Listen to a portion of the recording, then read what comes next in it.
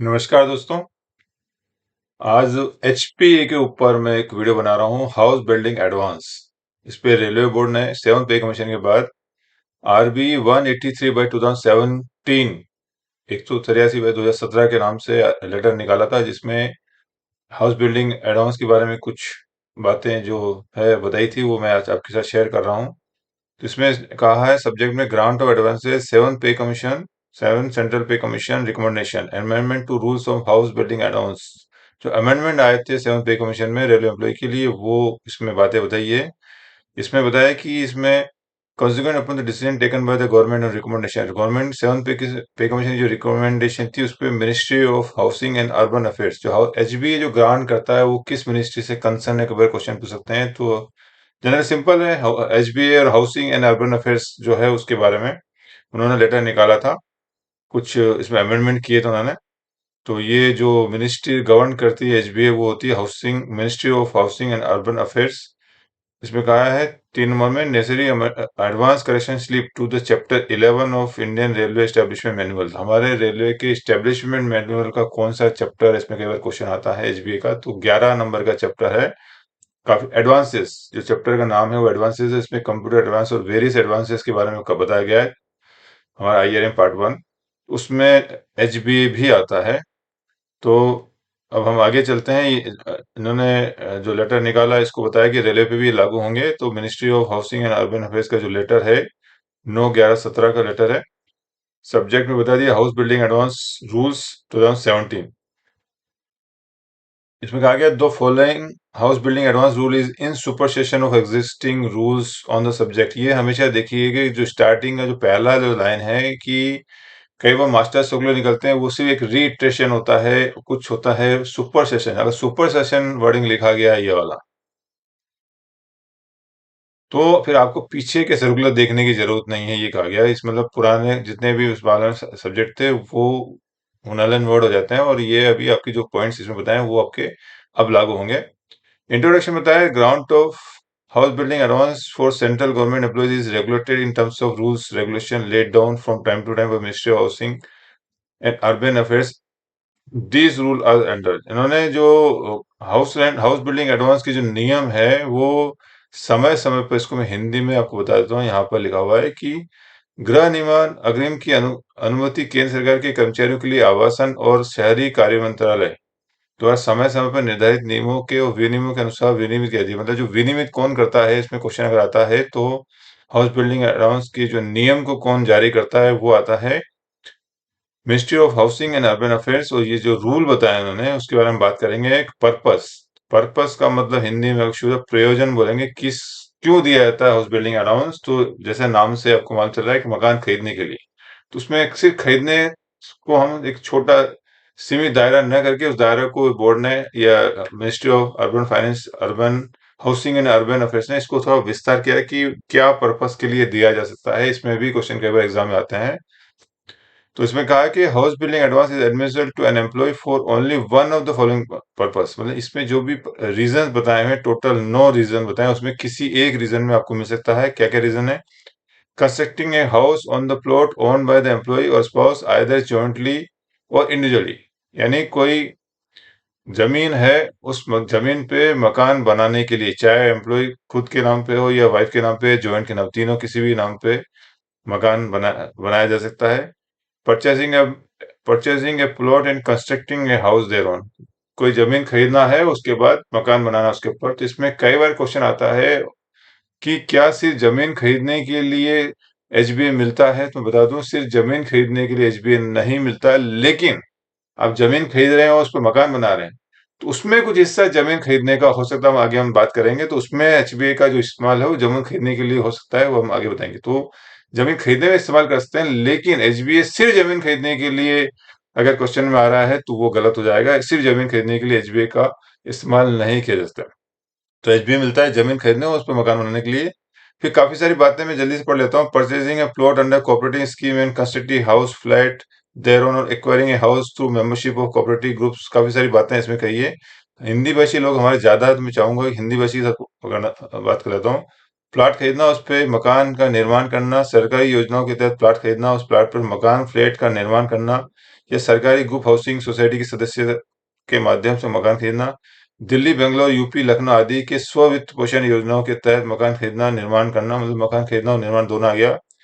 आवास बोर्डों, विकास प्राधिकरण, अन्य संवैधानिक और अर्ध सरकारी निकायों, निजी पक्षकारी अर्थात पंजीकृत बिल्डरों, आर्किटेक्ट्स, हाउस बिल्डिंग सोसाइटियों, समितियों द्वारा नए निर्मित गृह फ्लैट की सीधी खरीद, लेकिन निजी व्यक्तियों से नहीं। ये सब काफी सारी इसमें बातें कही हैं। तो ये सारी की सारी कंडीशन आपको देखनी पड़ेगी इसमें। और इसमें एक जो मुझे बताना था, एक तो ये आपको मकान खरीदने के लिए पॉइंट आएगी इसमें। ये जो एक जो इम्पोर्ट लगे मेरे को वो है कि expansion of living accommodation of an existing own by him. ये आ गया एक, मतलब जो आपका पास एग्जिस्टिंग मकान है उसको अगर विस्तार करना है तो भी उसको भी मिलेगा।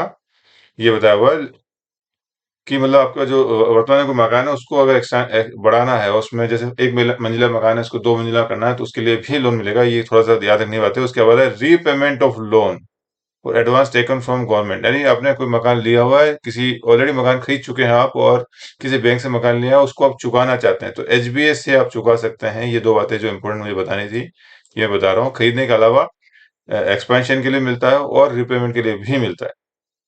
यहाँ पे वही बात की, existing employee who already taken home loan from banks other financial institute are allowed to migrate to this scheme. मतलब कहीं और से लिया हो तो वो एचबीएस की ओर माइग्रेट कर सकते हैं।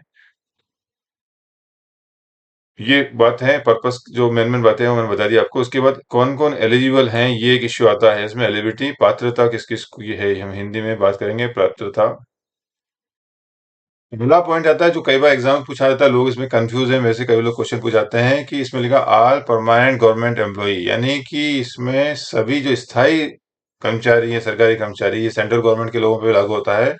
तो सभी स्थायी कर्मचारी, सॉरी, सभी परमानेंट यानी स्थायी सरकारी कर्मचारी पे लागू होता है। दूसरा लिखा and all other employee with at least 5 years continuous service provided they do not hold permanent appointment under the state government. ये सब बातें मैं करने से अच्छा है मैं इसके बारे में थोड़ी भाषा बताऊंगा कि इसमें एक इश्यू आता है कि परमानेंट रेलवे कर्मचारियों के लिए मिनिमम कितनी क्वालिफिकेशन होनी चाहिए एचबीए के लेने के लिए। कई बार एग्जाम में पूछा जाता है, लोग कंफ्यूज होते हैं कि हम 5 साल बताएं कि कितना बताएं, 1 साल बताएं कि 2 साल बताएं। तो इसमें परमानेंट गवर्नमेंट सर्वेंट के बारे में कोई भी मिनिमम क्वालिफिकेशन नहीं बताई।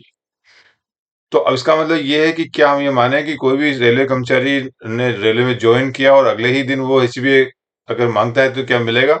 तो कई लोगों को ऐसा लगता है हाँ यार, अगले परमानेंट है तो अगले दिन मिलना चाहिए। तो इसमें मेरा पर्सनल इंटरप्रिटेशन है जो मैं अपने बता रहा हूँ कि इसमें वर्डिंग बताया है परमानेंट गवर्नमेंट, मतलब परमानेंट का जो एक इम्पोर्टेंस है मेरे हिसाब से, कोई भी रेलवे कर्मचारी पहले दिन से परमानेंट नहीं होता, मेरा ये मानना है। उसमें मेरा जो इंटरप्रिटेशन ये है कि हमारे जो रेलवे कर्मचारी हैं वो जो रेलवे में अपॉइंट होते हैं तो 2 साल तक वो प्रोबेशन पीरियड में रहते हैं और प्रमोशन में 1 साल रहते हैं। तो यानी कोई भी रेलवे कर्मचारी जैसे अपॉइंट होता है तो वो 2 साल तक जो है प्रोबेशन पीरियड में रहता है, तो वो वहाँ रेगुलर एम्प्लॉय नहीं माना जाएगा उसको। मेरे ख्याल से इस पॉइंट, इस जहाँ तक इस रूल का मामला है, तो 2 साल के बाद जब एज पर रूल तो कंफर्मेशन ऑर्डर निकलना चाहिए, लेकिन हमारे प्रैक्टिस में इसके निकलना बंद हो गया है। लेकिन 2 साल तक वो प्रोबेशन पीरियड में रहता है तो उसको परमानेंट गवर्नमेंट सर्वेंट 2 साल तक नहीं माना जाएगा, ऐसा मेरा इंटरप्रिटेशन है। तो मेरा मानना है कि जैसे ही उसका 2 साल पूरा होगा तब वो क्लेम कर सकता है। तो ये मेरा इंटरप्रिटेशन मैंने आपको बता दिया। इसके अलावा जो बाकी जो लोग हैं जो भी टेम्परेरी अलग अलग काफी सारी बातें बताई हैं, उसमें 5 साल लिखा हुआ है। इसके बाद काफी सारी बातें लिखी है, employees of union territories, north east frontier agencies और central government employees govern by payment of wages act. काफी सारी इसमें बातें बताई है। जो मेन मेन मुझे बातें बतानी थी मैंने बता दी इसमें, कि जनरली सारे परमानेंट गवर्नमेंट एम्प्लॉय इसमें आते हैं और अदर परमानेंट एम्प्लॉय के अलावा जो है उनके लिए 5 साल की सर्विस चाहिए। इसमें एक और जो बात है, इन केस नॉट इम्पोर्टेंट लगा, in case of where both the spouses are central government employees and are both eligible for grant of house building allowance, the advance will be admissible to both of them jointly या separately. ये question कई बार exam पूछा जाता है कि अगर दोनों हमारे बाकी नियम जैसे हैं, चिल्ड्रन एजुकेशन अलाउंस वगैरह जो भी दूसरी चीजें, तो वहां तो किसी एक को ही मिलता है। एचबीए के मामले में कहा गया है कि दोनों को ज्वाइंटली मिल सकता है या अलग से अलग अलग दोनों को सेपरेट सेपरेट मिलता है। जैसे हम रेलवे में पास दोनों को सेपरेट मिलता है और ऑफिस से आने के लिए ट्रांसपोर्ट अलाउंस भी सेपरेट मिलता है, तो कुछ चीजें सेपरेट मिलती है। उसी प्रकार एचबीए जो है वो दोनों को ज्वाइंटली भी मिल सकता है, यानी जो टोटल लगा के दोनों का जो राइट होगा उतना मिलेगा, और अलग अलग भी क्लेम कर सकते हैं। ये भी एक इंपॉर्टेंट चीज है, एग्जाम में पूछने लायक चीज है। अब आता है एक और important factor, cost selling condition. तो cost of house to be build purchase, यानी जो मकान खरीदना है या परचेस करना है, excluding the cost of plot, plot की कॉस्ट को हटा के, should not be exceed 139 times of basic pay. कई बार एग्जाम पूछा जाता है। तो जो मकान खरीदना है वो कर्मचारी जो भी है उसकी बेसिक का 139 गुना से अधिक नहीं होता, subject to maximum of 1 crore. Only the individual cases if administrative ministry is satisfied on the merits of case the cost ceiling may be relaxed. अगर जो उसकी प्रशासनिक अधिकारी या मिनिस्ट्री अगर सेटिस्फाई है तो उसमें कॉस्ट बढ़ा सकते हैं, लेकिन हमारा जो नॉर्मल जो चीज आएगी, जो मकान खरीदना है, मकान की जो कॉस्ट है वो 1 करोड़ रुपया से ज्यादा नहीं होना चाहिए, और या फिर एम्प्लॉय की बेसिक अगर 139 टाइम्स कम है तो वो, और नहीं तो फिर मैक्सिमम 1 करोड़ रुपये। ये कई बार एग्जाम में क्वेश्चन पूछा जाता है। इसको मैं हिंदी में अगर बताना चाहूँ तो इसमें लिखा है, लागत की अधिकतम सीमा की शर्तें, निर्मित किए जाने वाले खरीदे जाने वाले मकान की लागत भूखंड की लागत के सिवाय अधिकतम 1 करोड़ रुपया मात्र के अध्ययन कर्मचारी के मूल वेतन का 139 गुना से अधिक नहीं होना चाहिए। कर्मचारी को जो मूल वेतन मतलब सिर्फ बेसिक पे, डीए इसमें शामिल नहीं होगा। तो पहला सवाल आता है एग्जाम में कि कॉस्ट सेलिंग प्राइस को बोलते हैं, कॉस्ट सेलिंग प्राइस बोलते हैं। तो आपको अगर 50 मकान परचेज का पावर अलग है, कॉस्ट सेलिंग प्राइस आ जाए, मगर मकान की कीमत है। नंबर 2 आ गया इसमें एडवांस। अब आएगा अमाउंट की एडवांस जो एसबी हम उसको कितना देंगे। ये तो बताया सिर्फ मकान की कीमत उससे ज्यादा नहीं चाहिए। एडवांस की बता रही है कितना एडवांस दे सकते हैं। इसमें कहा सबसे जो इम्पोर्टेंट बात है, only one advance will be sanction to government servant during his entire life. सिर्फ एक ही बार आपको एचबी मिलेगा पूरी एंटायर लाइफ में, दूसरी बार नहीं मिलेगा किसी भी कंडीशन में। और दूसरा इसमें इंपॉर्टेंट पॉइंट है, the maximum amount of advance shall B, जो मैक्सिमम अमाउंट एचबी मिलेगा, जो मैक्सिमम क्वेश्चन में वेलफेयर इंस्पेक्टर के चुने क्लर्क, जूनियर क्लर्क, ओएस या एपीओ एग्जाम आता है, वो ये अगले दो जो ए और बी बहुत ही इंपॉर्टेंट है, इसको ध्यान से सुनेगा। जो मैक्सिमम है वो 34 basic subject to maximum of 25 lakh only, यानी किसी भी कर्मचारी को उसका बेसिक का 34 गुना, अगर वो 25 लाख से कम है तो 34 गुना मिलेगा, लेकिन अगर 34 गुना 25 लाख से ज्यादा जा रहा है तो मैक्सिमम 25 लाख मिलेगा। या और the cost of house flat और the amount according to repaying capacity which ever is the least. उसमें तीन कंडीशन आती है, 3-4 कंडीशन आती है। आपका 34 लाख, 34 बेसिक, 25 लाख रुपए, ये एक्चुअल कॉस्ट ऑफ मकान, जो भी उसका मकान का वास्तविक कीमत है, या उसकी रिपेइंग कैपेसिटी। इन चारों में से जो सबसे कम होगा वो उतना अमाउंट उसको मिलेगा। रिपेयरिंग रिपेइंग कैपेसिटी क्या होती है वो हम आगे नीचे बात करेंगे। तो ये चार बातें याद रख लीजिए क्या क्या होना चाहिए। उसके बाद आता है दूसरा जो हमने बताया रीजन, एसबीआई का एक तो मकान खरीदने के लिए बनता है और दूसरा होता है एक्सपेंशन के लिए। तो एक्सपेंशन के लिए 25 लाख नहीं मिलता है, इसमें लिखा है बी में, for expansion of existing house the amount of SBI will be limited to 34। Basic तो उन्होंने 34 ही रखा है, लेकिन लिमिट इन्होंने 1 लाख कर दिया, 10 लाख। यानी आपको मकान खरीदना है तो मैक्सिमम आपको 25 लाख मिलेगा एसबीए, और अगर एक्सपेंशन करना, मकान का विस्तार करना, बढ़ाना है एग्जिस्टिंग मकान का, तो वहां आपको 10 लाख रुपए मिलेगा। ये बहुत ही इंपॉर्टेंट क्वेश्चन एग्जाम आते हैं। इसमें भी वही चार कंडीशन रखी है कि मैक्सिमम 10 लाख रुपए, या जो एक्सपेंशन की जो कॉस्ट है वो, या फिर जो रिपेइंग कैपेसिटी, या 34 बेसिक। इन सब में से, चारों में से जो सबसे कम होगा उतना अमाउंट आपको मिलेगा। अब हम आगे देखते हैं रिपेयरिंग कैपेसिटी क्या है 6 नंबर में। For the purpose of calculating admissible amount, amount की जो आपकी एडमिसिबल अमाउंट कितना निकलेगा उसके लिए रिपेइंग कैपेसिटी बताया। इसमें ए के अंदर बताया आपकी in case of employee retiring after 20 years, यानी आपकी अगर 20 साल से ज्यादा की सर्विस बाकी है तो आपका जो बेसिक है उसका 40% मल्टीप्लाई बाय जितना आपकी सर्विस बाकी है उससे निकाले, क्योंकि हर महीने आपकी ईएमआई कटेगा। तो आप देखेंगे कि आपका 40% बेसिक से कितना इकट्ठा होता है। तो आपका जो बेसिक पे है, अगर 20 साल से अधिक है तो 40% बेसिक पे आपका लेंगे उसमें। अगर आपकी सर्विस 20 साल से कम है लेकिन 10 साल से ज्यादा है, in case of employee retiring after 10 years, 10 साल से ज्यादा है लेकिन 20 साल से कम है, तो इसमें अप टू द 40% बेसिक पे 60% ऑफ डीसीआरजी में आल्सो बी एडजस्टेड। तो आपका जो 40% निकल, मान लीजिए आपकी 15 साल की बाकी है, तो 15 साल में आपका 40% कितना होता है, प्लस आपकी जो डीसीआरजी रिटायरमेंट में मिलने वाली है, जो कैलकुलेशन लगाएंगे रफ सब। डीसीआरजी कैलकुलेशन मैंने अपने पुराने वीडियो में बताया हुआ कि अगर वर्किंग एम्प्लॉय के लिए हर 6 महीने के लिए 1/4 पगार, यानी हर 1 साल के लिए आधी पगार होती है। तो डीसीआरजी उसका कैलकुलेशन निकाल के फिर हम देखेंगे कितना इसका अमाउंट आ रहा है। Similarly in case of employee retiring within 10 years, यानी 10 साल में अगर रिटायर हो रहा है उसको एचबी चाहिए, तो आपका जो लास्ट बेसिक है उसका 50% निकालेंगे। मान लीजिए 8 साल बाकी है, तो 8 साल में 50% बेसिक निकाल के कितना अमाउंट आता है वो प्लस जो डीसीआरजी है वो भी लिया जाएगा और 75% तक उसमें एडजस्ट किया जाएगा। तो पहले वाले में 65% डीसीआरजी था। ये चीजें को याद रखनी है, एग्जाम में कुछ भी पूछा सकता है कि 20 साल से कम है तो कितना परसेंट बेसिक पे, उसमें कितना परसेंट डीसीआरजी को एडजस्ट करना है, तो 65% डीसीआरजी है लेस देन 20 ईयर्स में। ए में पूछा जा सकता है कि 20 ईयर्स से ज्यादा है तो फिर डीसीआरजी कितना एडजस्ट करना है, तो ए में डीसीआरजी एडजस्ट करने का नहीं लिखा हुआ है। और 20 साल से कम में लिखा हुआ है अप टू 10 साल में तो 65, और अगर 10 साल से कम है तो 75% जो डीसीआरजी एडजस्ट की जाएगी। ये सब चीज आपको याद रखनी है। अब डीएससीआरजी के बाद आपका आता है ये रिपेयरिंग कैपेसिटी, जो मैंने ऊपर बताया था उसके हिसाब से रिपेयरिंग कैपेसिटी ये होगा। अब आता है applicable rate of interest and methodology of recovering the house building allowance. The interest on the house building allowance for the financial year 2017-18 award shall be 8.5%। तो इंटरेस्ट क्या लगेगा, ये हर बार रिवीजन होता रहता है। ये पुराना 2017 का लेटर है।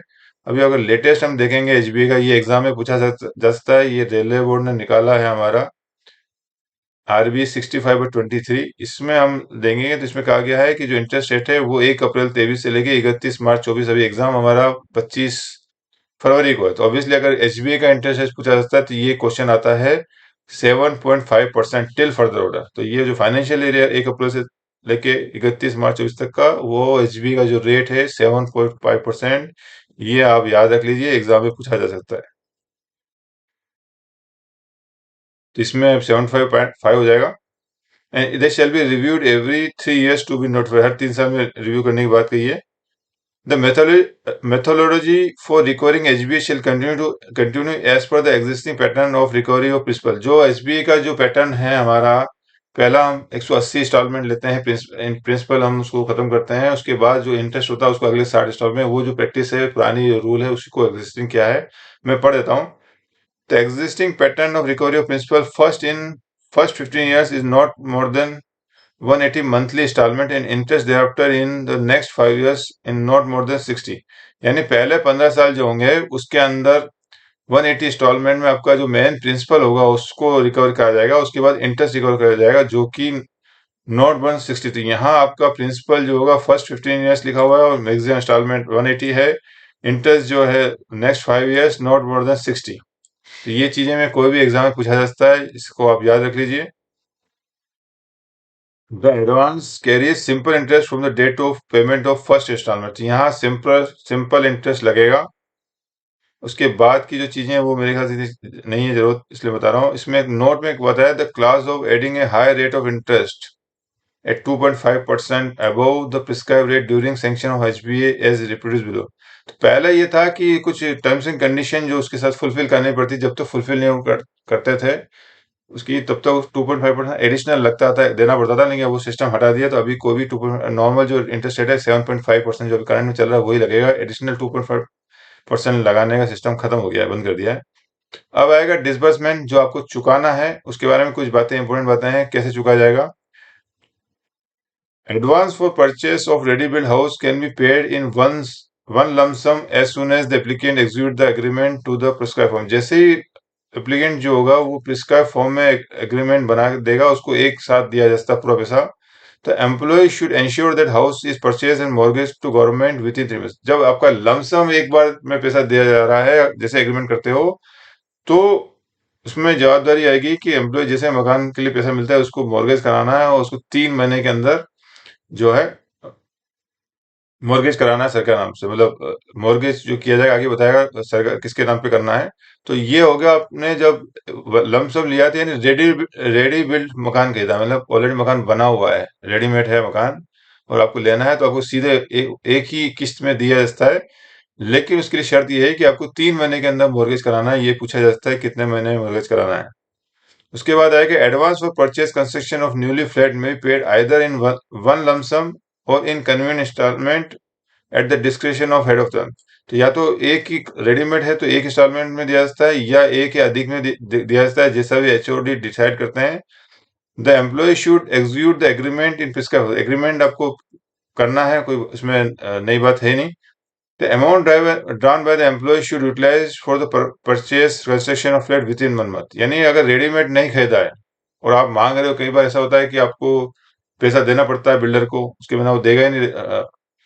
यहाँ जो खरीद लिया है यहाँ तो आपने ये हालांकि इशू यहाँ आपको खरीदना है तो आपको 1 महीने के अंदर खरीदने की इसने बात की यहाँ पर। तीसरे पॉइंट में लिखा है advance for construction expansion of living accommodation extra shall be payable in 2 installment of 50% each.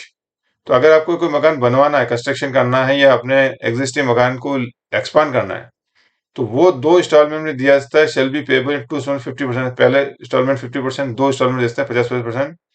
The first installment will be paid after the plot and propose house exit house mortgage and the balance, यानी पहला जो मकान लिया आपने वो अगर mortgage हो गया उसके बाद मिलेगा आपको, दूसरा बैलेंस मिलेगा अपने कंस्ट्रक्शन फाइनल प्लिंथ लेवल आ गया है तो आपको मिलेगा। इस तरह काफी सारी कंडीशन है। अगर advance is expansion to be carried, expansion के लिए लेने की बात कर रहा है तो upper storey on the upper storey of the house will be disperse in 2 instalment. First instalment on executive mortgage it. अगर आपका ऊपर का माला बनाने के लिए हो रहा है तो आपने पहला तो आपको जो होगा मॉर्गेज डीड करते मिल जाएगा, दूसरा हो जाएगा आपने रूफ लेवल तक कंस्ट्रक्शन कर दिया तो मिलेगा। अलग अलग चीजें हैं। और यहाँ कुछ इन्होंने कहा है कि इन case of advance for purchase of plot and construction house the advance शिल बी डिस्पर्स। अगर आपने प्लॉट खरीदा है, प्लॉट पे मकान खरीद बना रहे हो आप, उसके लिए अगर आपको एचबीए लेना है तो उसमें 2 कंडीशन है। एक तो या तो मकान आपको सिंगल स्टोरी होता है या डबल स्टोरी होता है।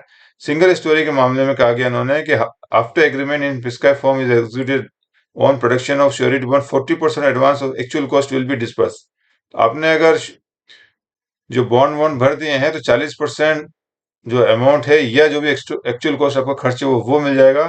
The balance amount will be disburse in 2 instalment first after mortgage. इसमें भी लिखा हुआ 40% मिलेगा और जो रिमेनिंग जो 60% है उसको 2 भागों में मिलेगा आपका जो है मिलेगा। पहला तो मॉर्गेज के बाद मिलेगा और second on the construction reaching plinth level. दूसरा जो होगा जो आपका कंस्ट्रक्शन जो प्लिंथ लेवल तक पहुंच जाएगा वो मिलेगा। डबल स्टोरी मकान आप बना रहे हैं उसमें लिखा हुआ 30% advance for cost of plot will be disperse on executing the agreement. 30% जो मिलेगा एडवांस वो बॉन्ड एग्जीक्यूट एग्रीमेंट को एग्जीक्यूट करने पर एग्रीमेंट बनाने में मिल जाएगा आपको। Balance amount will be disperse in 2। Balance amount यहाँ पे भी दो बार मिलेगा आपको। पहला तो वही मॉर्गेज डीड करने पे जो यहाँ पहले में लिखा था, और दूसरा जो आएगा on second on construction print level. ये इस तरह का आपका first story, single storey, double storey जो जनरली एग्जाम में नहीं पूछे जाते। मैंने जब बात पूरी कर रहा हूँ तो मैंने कहा चलो उसको कर दें।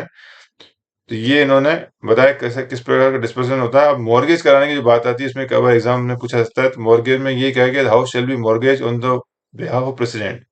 तो एसबीआई का जो मकान हम लेंगे इसमें क्वेश्चन पूछा जाता है कि किसके नाम पे आपको मॉर्गेज कराना है। प्रेसिडेंट के नाम पे मॉर्गेज कराना है। However the employee wishes to take a second charge to meet the balance cost of house plot a flat for recognized financial institution, then he she may declare the same and apply it to NOC।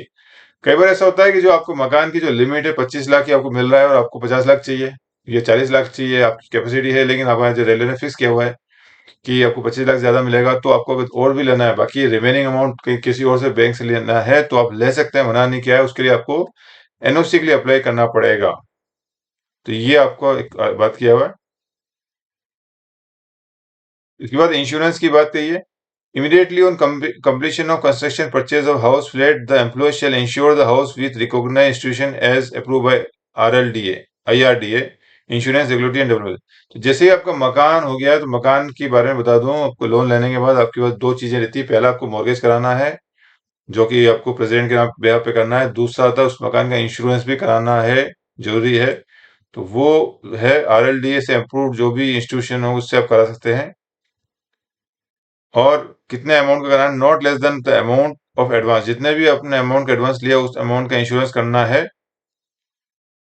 और renewal insurance भी done every year. आपको insurance जो होता है generally 1 साल के लिए होता है और कई लोग तो पूरे टेन्योर के लिए लेते हैं। अगर 1 साल का ले रहे हैं तो हर साल आपको रिन्यू कराना है मकान के लिए इंश्योरेंस। बी में बताया हुआ है penal and interest of 2% over above existing rate of interest will be recover from the employee for those period which are not cover insurance. मान लीजिए आपने मकान का इंश्योरेंस 1 साल कराया, फिर बीच में आपने 2 साल नहीं करवाया, फिर करवाया, तो जो जो टाइम पीरियड के लिए आपने इंश्योरेंस नहीं कराया उस पीरियड के लिए आपका जो इंटरेस्ट रेट है वो 2% पेनल रेट लगेगा, 2% एक्स्ट्रा लगेगा। माइग्रेशन के बारे में बताया कि for existing house building advance beneficiary who wish to migrate a separate order for migration to the renews ये इसमें अभी ऑर्डर इशू नहीं किया इसलिए अभी बात नहीं कर रहे इसके अंदर। तो ये हमारा जो है इसके साथ ये एसबीआई का तो हो गया है। और ये हिंदी में भी आपको जो पढ़ना चाहे मैं इसके साथ पीडीएफ अपलोड कर दूंगा, आप हिंदी में पूरा पढ़ सकते हैं जिनको भी हिंदी के में समझ में अच्छा आता है। तो ये है, और इंटरेस्ट रेट 7.5% है। इसमें कुछ क्वेश्चन मैं सोच रहा था बता दूं, मैंने अभी क्वेश्चंस बनाए थे ये कम्युनिटी में, मैंने इससे पहले बता चुका हूँ। क्वेश्चन आंसर मैं डाल रहा हूँ, जो भी एग्जाम दे रहे हैं पीओ मेरे कम्युनिटी में लगभग 350 क्वेश्चन है, वो कर सकते हैं। एसबीआई में कुछ क्वेश्चंस थे वो मैं बता दूं आपको। House building advance rules are mention in chapter, मैंने बताया था कौन से चैप्टर में है, तो चैप्टर 11 में आएगा हमारा ये सही इसमें आएगा चैप्टर 11 में। एसबीआई के बारे में बताइए, क्वेश्चन एग्जाम पूछा जाता है। दूसरा क्वेश्चन है, panel interest rate of over and above existing rate interest will be covered recovered from the employee for the period which are not covered by insurance। अगर मकान का इंश्योरेंस नहीं किया तो मैंने बताया था आपको 2% जो है पैरा 10B में बताया था 2% इंटरेस्ट रेट लगेगा। ये क्वेश्चन पूछा जाता है एग्जाम में। अगला क्वेश्चन है, immediately on completion of construction purchase house the employee shall insure the house with the recognised institution as approve by. तो ये मैंने बताया था कि मकान जैसे पूरा हो जाता है तो आपको उस मकान का इंश्योरेंस कराना है, वो किस अथॉरिटी द्वारा जो अप्रूव होनी चाहिए उसके लिए मैंने बताया था IRD, insurance regulatory and development authority, ये बताया था मैंने आपको। Insurance regulatory and development authority, ये हमारा क्वेश्चन आ जाएगा। अगला क्वेश्चन है, ये तो अभी मैंने डाला नहीं है इसमें। एचआरएमएस। अब अगला क्वेश्चन इसमें आएगा, for expansion of existing house the amount HB will be limited to. आपको मकान का एक्सपेंशन करना है आपको, तो एक्सपेंशन के लिए तो मैंने बताया था दोनों को 34 बेसिक मिलता है and subject to maximum of rupees. तो एक्सपेंशन के लिए 34 बेसिक और 10 लाख रुपए मिलता है। तो यहाँ आप देख लीजिए 34 बेसिक 25 लाख रुपए, तो हमारा ये आ जाएगा 34 बेसिक और 10 लाख रुपए मिलेगा एक्सपेंशन के लिए। और similarly the maximum amount HbA और ऑफ एडवांस विल बी, तो मैक्सिमम एचबीए जो मिलता है हमारा वो भी 34 बेसिक है एंड सब्जेक्ट टू मैक्सिमम जो एचबीए मिलता है वो 25 लाख रुपए मिलता है। तो यहाँ आप देखिए 34 और 25 लाख ए में लिखा हुआ है, बाकी में हमारा नहीं है। यहाँ 33 लिखा हुआ है, यहाँ 34 10 लाख से, तो ये हमारा ए सही हो जाएगा इसके अंदर। अगला क्वेश्चन है, for availing HBA minimum service required for permanent government employee is. तो परमानेंट गवर्नमेंट एम्प्लॉय पूछा है, तो जैसे आप परमानेंट गवर्नमेंट एम्प्लॉय बन जाते हो यानी 2 साल बाद, जो मेरा इंटरप्रिटेशन है, तो फिर आपको मिनिमम सर्विस की आवश्यकता नहीं है। तो मेरे ख्याल से ये जो आंसर हो जाएगा इसमें, अदर देन परमानेंट गवर्नमेंट है तो फिर 5 साल रहेगा, लेकिन परमानेंट गवर्नमेंट एम्प्लॉय के लिए no minimum service is required. मेरे हिसाब से ये आंसर सही हो रहेगा। अगला क्वेश्चन है, house building advance HBA only one advance shall be sanction to the government servant during the entire service. सही है, एक एचबीए लाइफ में एक ही बार मिलेगा। दूसरा, in case where both the spouses central government and both are both eligible for grant of HBA, the advance will be admissible to both of them jointly and separately। यह सही है। Note में मैंने बताया था कि जो ऐसे मामले में जहाँ पति पत्नी केंद्र सरकारी कर्मचारी हैं और दोनों गृह निर्माण अग्रिम अनुदान के लिए पात्र हैं, तो अग्रिम उन दोनों को संयुक्त रूप से मिलेगा। ये अलग अलग भी मिल सकता है, चाहे तो जॉइंटली ले सकते हैं, ये अलग अलग ले सकते हैं। तो ये दोनों सही हो जाएंगे इसमें, बहुत करेक्ट हो जाएगा इसमें। अगला क्वेश्चन है, house building advance the cost of house to be build purchase should not exceed dash times of basic pay of the employ subject to maximum of rupees only. ये कॉस्ट सेलिंग प्राइस का question है, ये कि जो बनाए जाने और खरीदे जाने वाले मकान की घर की लागत कर्मचारी के मूल वेतन का 139 टाइम्स से ज्यादा अधिक नहीं होना चाहिए, और अधिकतम 1 करोड़ रुपए केवल व्यक्तिगत मामले। तो 139 टाइम्स और 1 करोड़ रुपए ये हमारा जाएगा। अगला क्वेश्चन एचबीए से कनेक्टेड में, house building advance is admissible to an employee for किस किस पर्पज से मिलता है, expansion of living accommodation of an existing house owned by the employee और जॉइंटली विथ, ये मिलता है एक्सपेंशन के लिए, मैंने आपको बताया था मिलता है।